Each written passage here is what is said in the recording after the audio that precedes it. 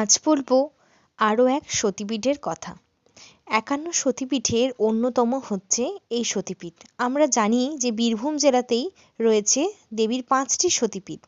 এই সতীপীঠটি তারাপীঠ থেকে মাত্র ৩০ মিনিট দূরে অবস্থিত দেবী নলাটেশ্বরী মন্দির। পুরাণ মতে মহাদেব যখন সতীর দেহ নিয়ে ক্রোধে নৃত্য করছিলেন, তখন স্বয়ং বিষ্ণু সেই রাগকে প্রশমিত করতে তার সুদর্শন চক্র দিয়ে সতীর দেহকে ৫১টি খণ্ডে বিভক্ত করেন এবং সেই খণ্ডগুলি যেখানেই ভারতবর্ষের পড়েছে সেটি একটি করে সতীপীঠ গড়ে উঠেছে।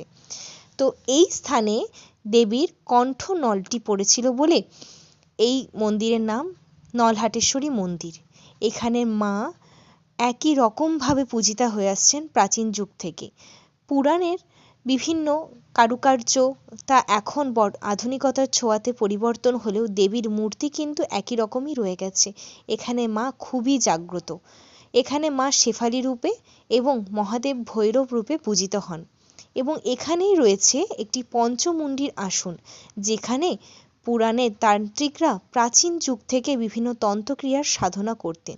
তাই অবশ্যই তারাপীঠ এলে এই সতীপীঠটি ঘুরে যাবেন।